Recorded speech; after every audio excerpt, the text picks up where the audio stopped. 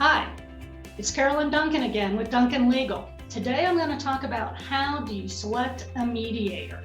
There are several options, and if you're involved in a family law case, you know you are going to have to go to mediation before you can get to any kind of hearing, and how you select the mediator can be very important. So when it's time to select the mediator, you have several options. You can use the Office of Dispute Resolution, which is put on the judicial website. They have a list of approved mediators for the county that you're in, or you can use a private mediator. Using the Office of Dispute Resolution, or ODR, that can be cost effective because it's $150 per person for 2 hours with an option for a third hour if you need it.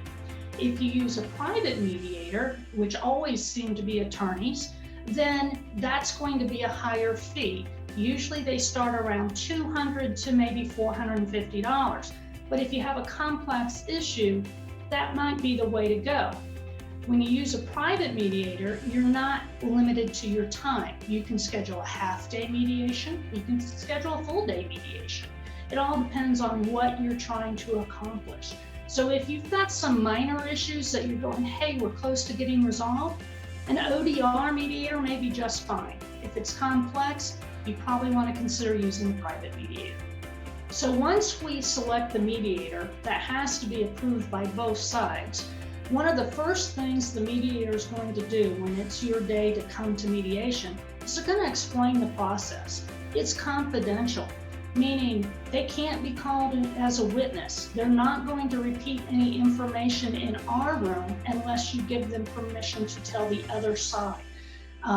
They also can't give you legal advice. There are exceptions to this rule though. If there's a threat of harm, or the safety of a minor's involved, or if there's mediation misconduct, then their confidentiality kind of goes out the window with that. So now you've gone through the mediation process and you've reached an agreement with the other side, and it's only, going back and forth between the rooms. In order for mediation to be binding, it has to be written down and signed by both parties. So if we reach a deal, it's not unusual to at least do a bullet point MOU, Memorandum of Understanding, saying we, the parties, agree to X, Y, and Z. And we at least get that signed and dated. So we have something we can enforce with the court in case someone goes home and has that buyer's remorse and says, I don't want to do this anymore. Again, you don't have to like the agreement, you have to be able to live with it. And if you can't reach an agreement, well, then your next step is you're going to trial, or you're at least going to have a hearing. So I know the question you're all dying to ask is, how much time does this really take? Well, I can tell you, time is funny. When the mediator is in your room, it goes really fast. And you're going to think, they were only here 15 minutes and they're going to go talk to the other side now? Because when the mediator is in the other room, time is going to go really slow.